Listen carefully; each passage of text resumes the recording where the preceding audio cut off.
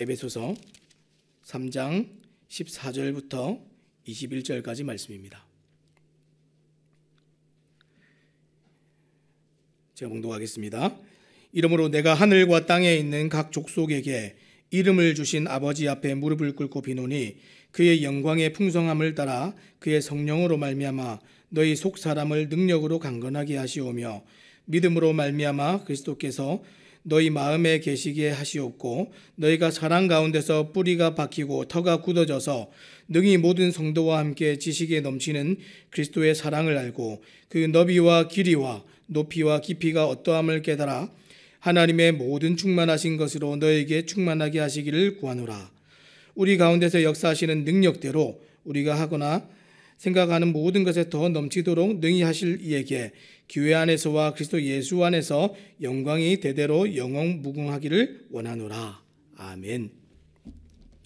오늘 우리가 교회를 위한 기도라는 제목을 가지고 함께 말씀을 나누기 원합니다. 제가 대학생 때 친구 한 명이 이 가슴에 늘 이 편지 봉투 하나를 품고 다니는 친구가 한 명 있었습니다. 그래서 어느 날 이 늘 품고 다니는 그것이 뭐냐라고 제가 이렇게 물어봤더니 그 친구가 이제 대답하기를 내가 그러면 이것을 한번 보여줄까 이렇게 얘기를 했습니다. 그래서 그것을 한번 꺼내서 보여줬는데 거기에는 이 커다란 대못이 그 종이로 만든 십자가에 탁 이렇게 박혀서 뚫어서 있는 것을 제가 이제 보게 되었습니다. 그래서 제가 물어봤습니다. 너는 이것을 왜 가지고 다니냐? 그랬더니 그 친구가 얘기하기를 예수님께서 나를 위해 피 흘리셨고 내가 갚을 수 없는 은혜를 받았고 내가 감당할 수 없는 사랑을 받았다 하는 그 사실을 내가 잊지 않기 위해서 그것을 늘 이렇게 품고 다닌다 이렇게 얘기를 했습니다. 그 말을 듣고서 그 당시에 제가 속으로 참 유별난 친구도 다 있구나 이렇게 생각을 했습니다. 근데 지금 돌아보니까 참 단순하고 순수했던 것 같습니다. 달리 말하면 그 친구는 예수님의 이 십자가의 사랑을 기억하는 일에 진심이었습니다. 사랑하는 여러분, 오늘 우리는 무슨 일에 진심이십니까? 오늘 우리는 무엇을 지키는 일에 진심입니까? 오늘 우리는 어떤 기도에 진심이십니까? 오늘 우리는 놓칠 수 없고 결코 포기할 수 없는 것이 있다면 그것이 우리의 진심이 될 겁니다. 오늘 우리는 우리의 진심이 복음이라고 감히 말할 수 있으십니까?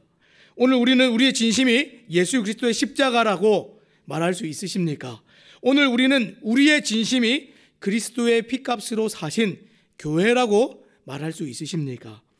우리에게는 성경이 진리라고 가르친 것들만이 사실이고 우리는 그것에 진심이어야 됩니다.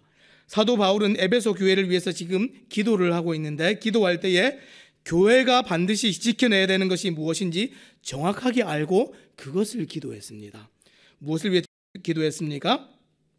이 에베소 교회를 향한 이 바울이 지금 기도를 하는데 이 첫 번째 기도가 사실 1장 15절부터 23절에 먼저 나왔습니다. 이 첫 번째 기도에서는 이 성도들의 부르심과 소망, 또 기업의 영광과 풍성함, 그리고 하나님께서 행하시는 능력의 크심을 통해서 하나님의 은혜를 알도록 그것을 기도했습니다. 우리가 얼마나 큰 은혜를 받았는가 이것을 교회가 알아야 된다. 이것을 첫 번째로 했던 기도였고 오늘 이제 에베소 교회를 향한 바울의 두 번째 기도를 시작하는데 오늘 기도의 내용은 어떤 것입니까? 그리스도의 몸된 교회로서 살아가는 성도들이 그들의 머리가 되시고 주 되신 그리스도의 사랑을 알도록 그것을 기도했습니다. 첫 번째 기도는 은혜였는데 오늘 우리가 다룰 이 주제는 사랑입니다. 그래서 이 사도 바울은 이 에베소 교회가 이 그리스도의 사랑을 깊이 알도록 그것을 간절하게 기도를 했습니다. 자, 바울은 교회를 위해서 기도하는데 다른 것을 구하지 않았습니다. 무엇을 위해서 기도했습니까? 하나님의 은혜와 그리스도의 사랑을 아는 것, 이것을 기도했습니다. 자, 오늘 우리가 나눌 이 사랑에 관해서 제가 14절 15절 말씀 함께 읽겠습니다. 이러므로 내가 하늘과 땅에 있는 각 족속에게 이름을 주신 아버지 앞에 무릎을 꿇고 비노니, 이러므로라는 말로 오늘 이 본문이 시작을 하고 있는데 이 말은 이 영어 성경에서 이런 이유 때문에 이렇게 시작합니다. 이런 이유 때문에 내가 기도한다 그랬는데 이것은 우리가 이 3장 맨 앞에 나오는 1절과 연결되는 말입니다. 어떤 이유입니까? 바울이 교회를 위해서 기도를 하는데 어저께 우리가 함께 나누었던 교회를 향한 바울의 부르심 때문에 기도를 하고 있습니다. 책임이 있고 부담이 있어서 이것을 위해 기도해야 되는 그 이유들을 설명하고 있지요. 사도였기 때문에, 이방인의 사도였기 때문에, 교회를 위해서 부름받은 사람이었기 때문에 나는 기도를 쉴 수가 없다, 멈출 수가 없다, 이렇게 얘기합니다. 자, 그러면 누구에게 기도합니까? 지금 바울을 부르셨던 그 하나님께 기도를 하고 있습니다. 그런데 하나님을 설명하는 말이 있는데 어떤 하나님이십니까? 하늘과 땅에 있는 각 족속에게 이름을 주신 아버지입니다. 아버지. 지금 이름을 부여한다라는 말은 어떤 의미입니까? 이 존재케 하고 다스리는 자를 의미하는 게 이름을 부여하는 것입니다. 세상에 우리가 딱 태어나면 우리에게 이름을 부여하는 이 아버지가 계시지요. 우리를 있게 하신 분입니다. 마치 이 아담이 이 에덴 동산에서 이 각종 이 동물들에게 이름을 부여했는데 하나님께서 주신 권위를 위임받아서 그 일을 하는데 사실은 이 아버지가 주신 권위이죠. 이름을 부여하는 것은 이제 그런 의미입니다. 근데 오늘 본문에서 지금 이 이름을 부여하는 이 아버지에게 두 가지 의미를 우리가 발견할 수 있습니다. 첫 번째는 우리가 좀 전에 보았던 만물의 창조자이신 하나님이십니다. 그분이 이제 아버지이시고요. 두 번째는 우리가 이 에베소서를 통해서 계속해서 보고 있는 교회의 모습입니다. 교회가 어떤 것입니까? 우리가 처음에 보았던 것처럼 유대인과 이방인을 구별 없이 구원하신 아버지, 그 아버지를 발견할 수 있는 것이 교회입니다. 세상에서 원수되어서 서로가 정말 갈등하던 사람들이 예수님 때문에 이 한 몸의 한 공동체의 지체로 모여서 사랑하게 되어지는 것, 이것이 교회이죠. 이것을 가능하게 하신 아버지, 그 아버지께 지금 기도하고 있습니다. 그래서 교회를 위해 기도할 때 이 아버지라는 표현은 굉장히 의도적입니다. 이것은 교회인 우리가 같은 아버지의 한 자녀라는 것을 생각하게 만드는 표현이 아버지입니다. 그래서 이 영어 성경에는 뭐라고 이 각 족속이라는 표현을 뭐라고 되어 있냐면 이 every family, 모든 가족이다, 이렇게 얘기를 했습니다. 그래서 교회를 위한 기도는 지금 단순한 어떤 모임이나 단체를 위한 기도가 아닙니다. 가족입니다. 가족. 우리가 성도들을 위해 기도하고 지체들을 위해 기도할 때 우리가 교회 그러니까 자꾸 어떤 이 모임이나 집단이나 단체라고 생각을 하는데 그것이 아닙니다. 우리가 눈으로 보는 이 교회는 가족입니다. 가족이기 때문에 교회가 무엇을 깨달아서 기도해야 됩니까? 그것 때문에, 가족이기 때문에 사랑을 얘기하고 있습니다. 그래서 오늘 사도가 이 교회를 위해서 기도할 때 핵심적으로 기도하는 것은 사랑을 깨달아 알도록, 그것을 집중적으로 기도하고 있습니다. 사랑하는 여러분, 그러면 우리가 어떻게 사랑을 깨달아서 알 수 있습니까? 자, 18절 19절 말씀, 뒤에 있는 말씀부터 오늘 좀 거꾸로 이제 올라와서 보도록 하겠습니다. 18절입니다. 능히 모든 성도와 함께 지식에 넘치는 그리스도의 사랑을 알고 그 너비와 길이와 높이와 깊이가 어떠함을 깨달아 하나님의 모든 충만하신 것으로 너희에게 충만하게 하시기를 구하노라. 바울은 모든 성도들이 그리스도의 사랑을 깨달아서 사랑의 비결을 배워가도록 그렇게 기도하고 있습니다. 그런데 이 그리스도의 사랑을 깨닫는 일, 누구를 위한 기도입니까? 지금 뭐라고 얘기했습니까? 모든 성도들이, 이렇게 얘기했습니다. 바울은 모든 성도들이 그 사랑을 깨달아야 한다, 이렇게 기도합니다. 지금 신비적인 어떤 특별한 지식을 가지고 있거나 혹은 우리가 아는 것처럼 특별한 사람들에게만 해당되는 것이 아니라 이 사랑을 아는 일은 모든 그리스도인들이 알아야 하는 목표입니다. 그러면 그 사랑에 관한 지식을 어느 정도로 알아야 합니까? 바울은 18절에서 지식에 넘치도록 알아야 한다, 이렇게 표현했습니다. 지식에 넘치도록. 그러면 그것을 19절에서 다시 한번 이 네 가지 관점으로 구체적으로 설명하는데 뭐라고 얘기했습니까? 사랑의 너비와 길이와 높이와 깊이를 알아야 한다, 이렇게 얘기했습니다. 그리스도의 사랑이 얼마나 큰지를 알라는 것은 지금 무슨 뜻입니까? 지금 큰 사랑이 어떤 것인지 지금 가늠하여 보라, 지금 그 얘기를 하는 것이 아닙니다. 단순히 가늠하여 보라라는 것이 아니라 우리가 가늠할 수 없는 사랑이다라는 것을 너희가 조금만 따져보면 알 것이다, 이 말을 지금 역설적으로 얘기하고 있습니다.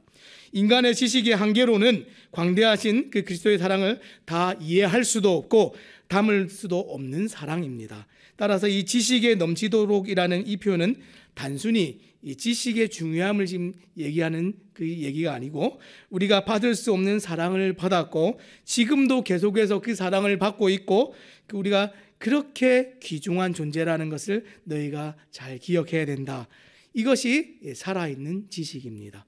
그래서 사랑에 관한 지식이라는 것은 사랑이 이런 것이야 라고 정의 내리는 것이 아니라 그것을 우리가 다 체험하고 경험적으로 이해하고 알게 되어지는 것, 이것을 알아야 된다. 성경이 우리에게 그것을 얘기합니다. 자, 이것을 달리 표현하면 그리스도의 사랑을 신화나 옛날 어떤 이야기나 전설같이 여기는 것이 아니라 오늘 나에게 현실이 되는 그 사랑의 깊이를 알도록 바울이 성도들을 향해서, 교회를 향해서 그렇게 기도하고 있습니다. 자, 그러면 우리 속에 그 사랑이 어떻게 하면 지식을 넘어서 날마다 현실이 되고 실제가 될 수 있습니까? 17절 말씀입니다. 믿음으로 말미암아 그리스도께서 너희 마음에 계시기에 하시옵고 너희가 사랑 가운데서 뿌리가 박히고 터가 굳어져서. 우리가 이 사랑을 정말 실제적으로 알기 위해서는 그리스도께서 우리 마음에 임재하셔야 그것이 가능합니다. 17절 말씀은 이제 그것을 설명해 주고 있는데, 예수님께서 성도들의 마음에 임재하시고 계시면 그 사랑이 그때서야 현실이 됩니다. 자, 이것은 그분의 사랑이 우리의 마음을 강력하게 다스리는 것을 의미합니다. 그분이 오셔서 우리의 마음을 가득 채우시고 주인 되시고 다스리시면 우리 안에 그런 것들이 솟아나는 것이죠. 제가 한번 물어보겠습니다. 여러분, 우리가 인생을 살면서 우리의 모습들을 돌아볼 때 우리 안에 사랑이 있습니까? 어머니의 모태로부터 죄중에 태어난 우리는 사랑이 없습니다. 어려서부터 이기적이고 자기중심성을 가지고 살았던 그런 사람들이죠. 자, 그런 우리의 본성의 뿌리가 내려지고 자라면 어떤 열매가 맺혀지겠습니까? 보아도 뻔하죠. 사랑과는 전혀 거리가 먼 그런 열매만이 맺히게 됩니다. 요한일서 4장 8절에 뭐라고 얘기했습니까? 사랑하지 아니하는 자는 하나님을 알지 못하나니 이는 하나님은 사랑이십니다. 요한일서 4장 16절에 또 이렇게 얘기합니다.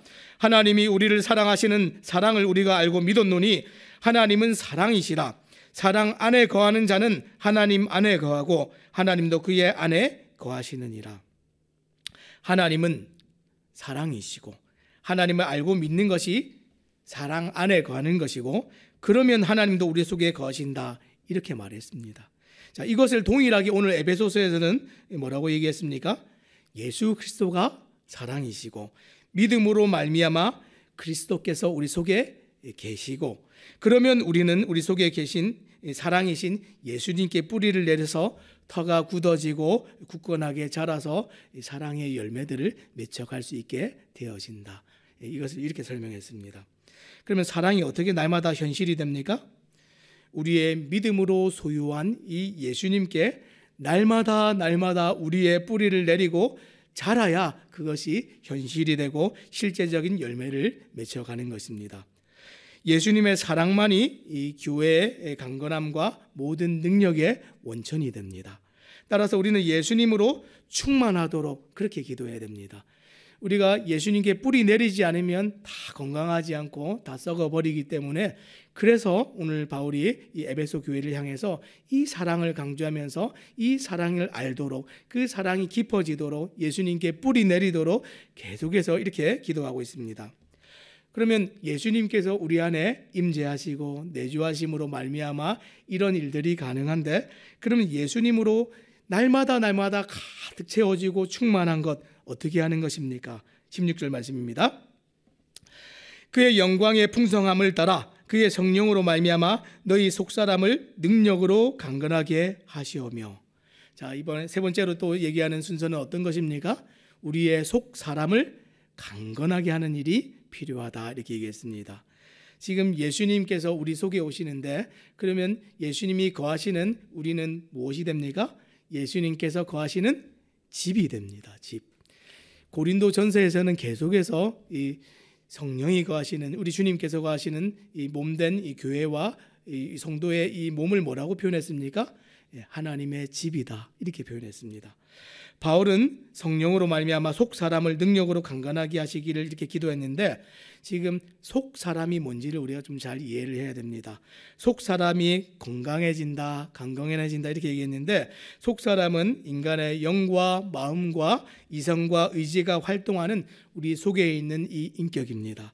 그래서 성경에서 이 속 사람을 이 겉 사람과 이 대조되는 것으로 이렇게 표현을 하고 있는데, 겉사람은 육체에 속하여 부패하여 썩어지는 사람을 겉사람 이렇게 얘기했고, 그것과 대조적으로 정말 우리 주님께서 내주하시고 이 지어져가고 자라가는 우리의 영적인 이 내면 세계를 우리는 속사람 이렇게 얘기합니다. 그래서 그리스도 안에서 새롭게 창조된 새로운 피조물을 의미할 때도 우리가 속사람 이렇게 이해하면 될 것 같습니다. 무슨 얘기입니까? 쉽게 얘기하면 거듭난 성도들의 이 영적인 내면 상태를 얘기할 때 속사람 이렇게 얘기합니다. 자, 이 속사람은 성령을 통해서 능력으로 강건해진다. 오늘 성경이 이렇게 얘기했는데, 이것은 쉽게 말해서 성령께서 내주하시는 집을 깨끗하게 하고 그렇게 오픈하는 것, 이것을 의미하고 있습니다. 사랑하는 여러분, 우리가 주님께서 우리 속에 내주하실 때 어떤 일이 있습니까? 이 집에 함께 동거하는 일이 있습니다. 이것이 오늘 에베소서가 우리에게 보여주는 예수님으로 말미암아서 하나 되어지고 지어진 교회의 모습들인데, 어떻습니까? 함께 동거하는 연합입니다.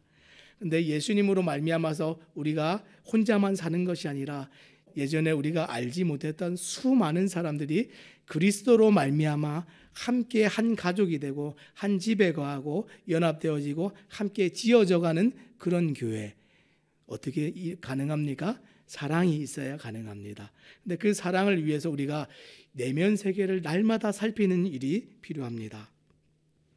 말씀을 맺겠습니다. 사랑하는 여러분, 오늘 여러분들은 무엇에 진심입니까? 여러분들의 기도는 어떤 일에 진심입니까? 날마다 우리의 필요와 간구함들을 구하지만 교회가 절대적으로 놓치지 말고 반드시 기도하고 우리가 계속해서 생각해야 되는 것은 이 그리스도의 사랑을 우리가 잊지 않고 기억하는 일입니다. 이 로버트 멍어의 내 마음 그리스도의 집이라는 이 책이 있습니다. 그 책은 우리의 내면 세계에 거하시는 이 예수님이 어떻게 우리와 함께 하시는가, 실제로 이 집의 모습에 비유를 해서 설명한 책인데, 한 이제 몇 가지 이제 그 내용들을 좀 소개하자면, 예수님께서 우리 속에 이제 들어오셨는데 몇 가지 자기 집에 있는 방들을 소개합니다. 첫 번째 이제 서재에 이제 딱 들렀습니다. 그러면 뭐라고 얘기하냐면, 예수님 여기가 제 서재입니다. 그런데 서재를 딱 보니까 예수님께 보여드리기 정말 부끄러운 어떤 책들이 있고 그림이 벽에 탁 이렇게 걸려 있습니다. 그때에 이 우리의 지식이, 우리의 알미 정말 예수님께 부끄러움이 되는 것이 어떤 것인가, 이런 것을 드러내는 것이 이제 서재로 이렇게 표현이 되어 있는데, 그때 이 글에 나와 있는 그 주인공이 뭐라고 얘기를 하냐면, 주님께 보여드리기 정말 부끄러운 것들이 몇 가지 있습니다. 이런 책들이 꽂혀 있고 정말 부끄러운 그림이 이렇게 붙어 있는데, 주님, 제가 주님께서 온전히 제 마음을 다스리도록 제가 이것을 정리하기 원하는데 도와주시겠습니까? 이렇게 얘기를 합니다. 예수님께서 그래, 내가 기꺼이 내가 너를 도와서 함께 하겠다. 그러면서 그 방을 정리해 갑니다. 주방에 들렸습니다. 이 주방은 나의 기호와 좋아하는 것들, 나의 욕구들, 욕심들, 이런 것들이 있습니다. 그래서 맛있는 음식을 차려고, 내가 좋아하는 것들 가지고 맛있는 음식을 차려가지고 예수님께 딱 드립니다. 주님, 식사를 하시지요. 제가 좋아하는 정말 명예와 정치와 증권과 돈과 이런 것들입니다. 예수님이 식사를 하지를 않습니다. 그것들을 보면서 이것이 뭐 잘못되었구나 알면서, 예수님, 내가 어떻게 하면 예수님께 맛있는 것을 대접할 수 있겠습니까? 할 때에 예수님께서 이렇게 얘기하시죠. 나에게는 네가 모르는 양식이 있다. 정말 영원한 양식이 있다. 그러면서 오히려 예수님께서 그 양식을 나누어 주시죠. 이런 것이 예수님과 함께 동행하고 동거하고 주님이 우리의 마음을 다스려가는 그런 모습들입니다. 이 일을 위해서 정말 예수님이 우리의 마음을 좌정하시고 다스리고 온전히 우리가 결국에는 그 예수님을 따라가고 뿌리를 내리면, 오늘 바울이 우리에게 무엇을 가르쳐 줍니까? 결국에는 예수님이 보이시는 것처럼 사랑이 우리 안에 또 가득 차서 사랑의 열매들도 맺혀갈 수 있다. 이렇게 얘기합니다. 우리가 교회를 구성해가고 함께 지어져 갈 때 사랑을 잃어버리면 교회는 다 무너지고 부서집니다. 고린도 교회가 왜 그렇게 분열했습니까? 왜 그렇게 많은 문제들을 낳았습니까?